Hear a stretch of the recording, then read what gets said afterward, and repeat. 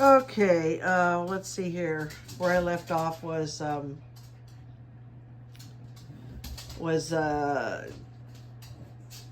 about Christmas time, and they took their trip again as usual to East Prussia. Mom talks about meeting a nice fellow. They got along real well. But of course, his father took it the wrong way because someone had said, well, they went up to his apartment and he thought that his innocent daughter had been violated, which was not the case. They were just looking at his artwork, but they're not gonna. Her dad didn't believe him, and a big fight.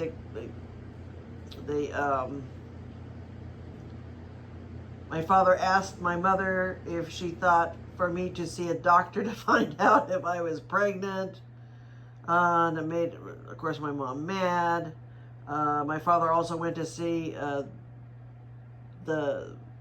his name was Wolfgang's father, and apparently had threatened him that his son had tried to seduce his innocent daughter.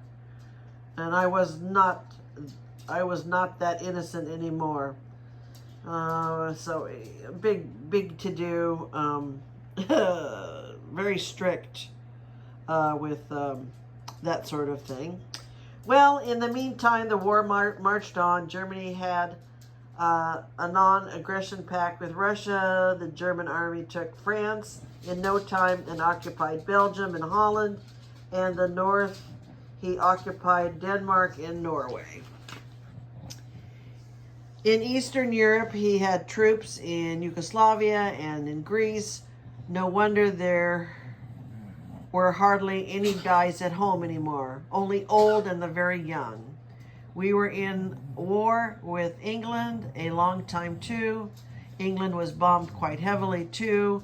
Our U-boats inflicted heavy losses on England's warships. Italy was our ally.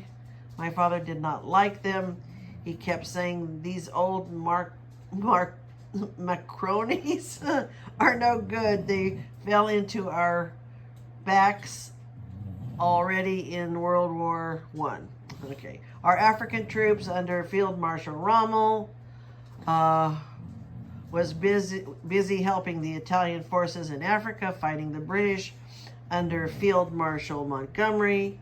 Rommel was the best general and very much liked even by his enemies. Too bad the African Corps lost ground because of loss of tanks and planes.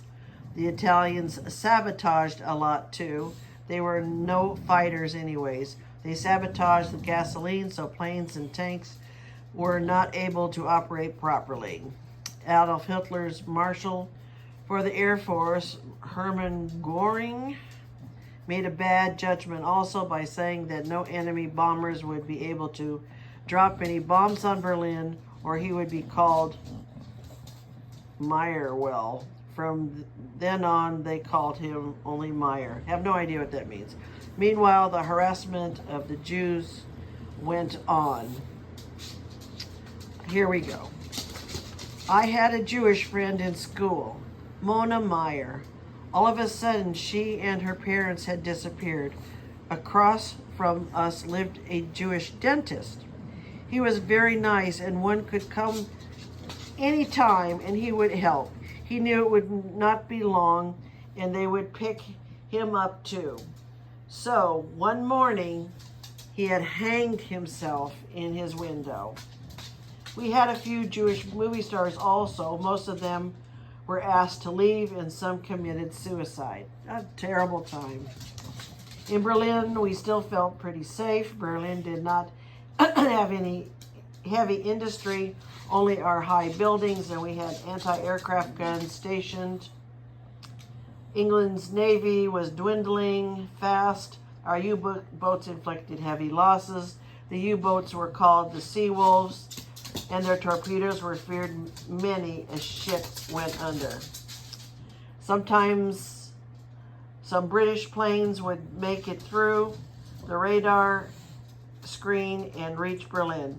Most of the time they bombed the industrial area of Germany, and the popular big harbors like Hamburg and Bremen, our Air Force was still bombing England quite heavily. I know you're tired of looking at that picture, but we're reaching the end here of lots of pictures.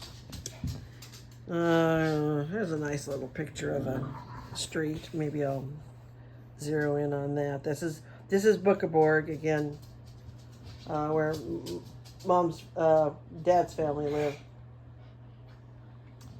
Sometimes some British. I read that. Now we were having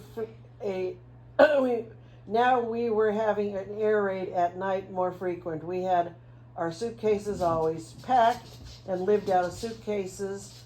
And when the siren would come on, everyone grabbed their suitcase and would run down 4 flights of stairs. But before we could cross the courtyard to get to our shelter, we had to wait because when the anti-aircraft guns were in action, sharp splinters were falling down to the ground. Those splinters were awful sharp and dangerous. One could get killed when hit by one. Next morning when I went to school, I would find a lot laying on the sidewalk. The winter that year brought lots of snow to Berlin on both sides of the street. Sorry.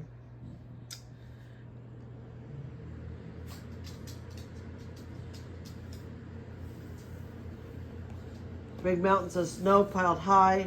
One could cross the street only at intersections. That time our class would go sleigh riding. So she was in school.